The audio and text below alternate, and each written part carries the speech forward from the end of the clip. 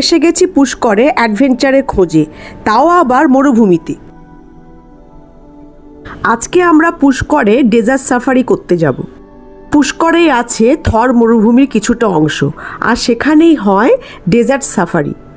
পুষ্করের এই desert safari কীরকম, ভালো না খারাপ, আপনারা এলে করবেন কি করবেন না, আর এই ডেজার্ট সাফারির সুবিধা অসুবিধাগুলি কি কি, এই সব কিছু এই একটি মাত্র ভিডিওতে আমি বলে দেব।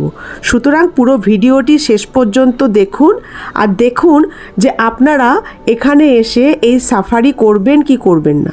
আপনি পুষ্করেই থাকুন বা আজমেরেই থাকুন, আপনাকে সেখান থেকে অটো বা গাড়ি ভাড়া করে আসতে হবে একটি অফিসে। সেখান থেকে আলাদা করে জিপ ভাড়া করে আপনাকে যেতে হবে ডেজার্টে। এই জিপের ভাড়াটা কিন্তু কম নয়, বেশ অনেকটাই। যেমন আমার কাছ থেকে এই একটি জিপের ভাড়া নিয়েছিল 2200 টাকা। এই রেটটা আবার বেড়ে যায় যখন পিক সিজন থাকে, অর্থাৎ ধরুন ডিসেম্বর কি জানুয়ারির সময় ট্যুরিস্টরা বেশি ডেজার্টে আসে, সেই সময় এই রেটটা আবার অনেকটা বেড়ে যায়। এই 2200 টাকার জিপ ভাড়ার মধ্যে কি কি থাকে সেটাই এবার দেখার পালা।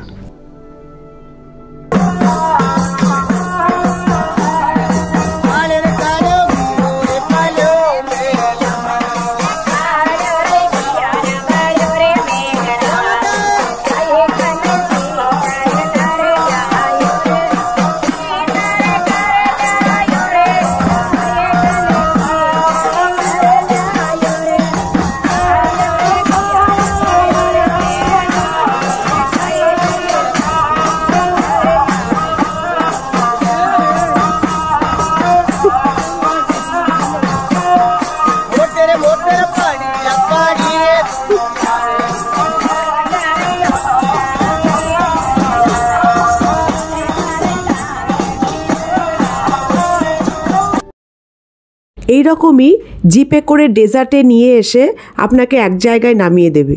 এখানে আপনি ছবি তুলতে পারবেন, সেলফি নিতে পারবেন, আর তার সঙ্গে পাবেন আরও অনেক অ্যাক্টিভিটি, যেমন ঘোড়ায় চড়া, উটে চড়া, বাইক রাইডিং।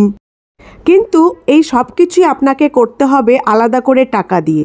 যেমন বাইক রাইড করতে হলে আলাদা টাকা লাগবে, উটে চাপতে হলে আলাদা টাকা লাগবে। 2000-2500 টাকার ওই জিপ ভাড়ার মধ্যে এগুলো কোনো কিছুই পড়বে না। শুধুমাত্র আপনাকে অফিস থেকে ডেজার্টে এনে এক জায়গায় নামিয়ে দেওয়াই হচ্ছে এই জিপের কাজ।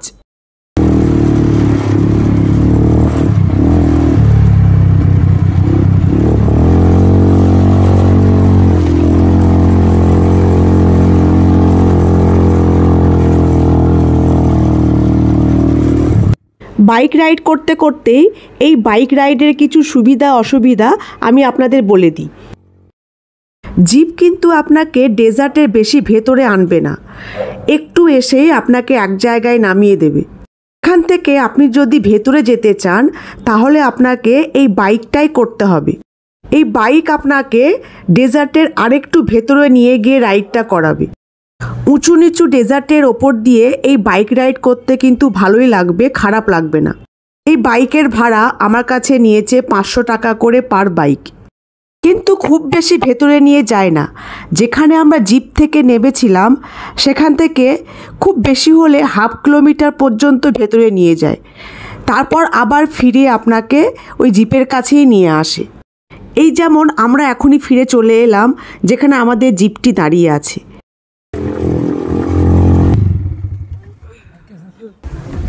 अच्छा लगा, बहुत अच्छा। এই বাইক রাইড কিন্তু অনেক ব্যয়বহুল, অর্থাৎ এটি করতে অনেক খরচ লেগে যায়। তার মানে আপনারা যদি আপনাদের পরিবারের প্রত্যেকের জন্য বাইক করেন, ধরুন আপনারা 4 জন আছেন, প্রত্যেকের জন্য একটি করে বাইক করবেন, তাহলে আপনাকে প্রায় 2000 টাকা এই বাইকের পেছনেই দিয়ে দিতে হবে। তাহলে আপনারা খরচটাও আন্দাজ করে নিতে পারছেন এখানে এলে আপনাদের কতটা খরচ হতে পারে। কিন্তু খরচ এখানেই শেষ নয়, আরও আছে। দেখে বুঝতেই পেরেছেন এখনও বাকি আছে ক্যামেল সাফারি। এই ক্যামেল সাফারির জন্য আবার 500 টাকা করে পার ক্যামেল লাগে। মানে ওই একই রকম, আপনারা পরিবারে 4 জন থাকলে 1000 টাকা। এই রেটে আপনাকে খুব বেশি হলে 1/2 কিলোমিটার পর্যন্ত ঘোরাবে। কিন্তু পুষ্করের এই ক্যামেল সাফারির আরেকটি বড় অসুবিধা আছে।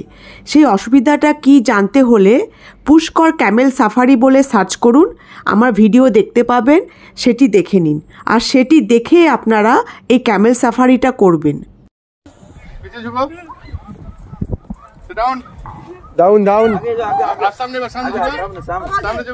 ये देखो, ये रेगिस्तान का जहाज बैठता हुआ। आ जाओ। এবার আমরা একটা নতুন জিনিস দেখব আর করব। পুষ্করে এই ক্যামেল সাফারি, বাইক রাইড ছাড়াও আরেকটি মজার জিনিস আপনারা করতে পারেন, সেটি হলো ডিউন বেসিং। ডিউন বেসিংটা কিভাবে করবেন আর কত চার্জ নেয় সেটি আমি এক্ষুনি বলে দিচ্ছি, কিন্তু তার আগে একটি গুরুত্বপূর্ণ কথা আমি আপনাদের বলে দিই। সেটি হলো, যদি আপনাদের প্ল্যানে জয়সলমীর যাওয়ার থাকে তাহলে পরে আপনারা পুষ্কর ডেজার্ট সাফারিটা স্কিপ করে দেবেন। অর্থাৎ যদি আপনারা জয়সলমীর যান পুষ্কর বা আজমির থেকে, তাহলে পরে পুষ্কর ডেজার্ট সাফারি না করলেও হবে। কেননা যদি আপনারা জয়সলমীরের সামস অ্যান্ড ডিউন্সে জিপ সাফারি করেন, সেটি আরও ভালো, আরও সুন্দর আর অ্যাডভেঞ্চারাস।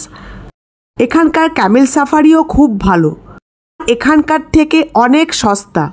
আপনি এখানে zip safari, Camel safari, bike ride করতে যেই টাকা খরচ করলেন, সেই টাকাতেই আপনারা ওখানে টেন্ট ভাড়া করে সারা রাত্রি থাকতে পারবেন।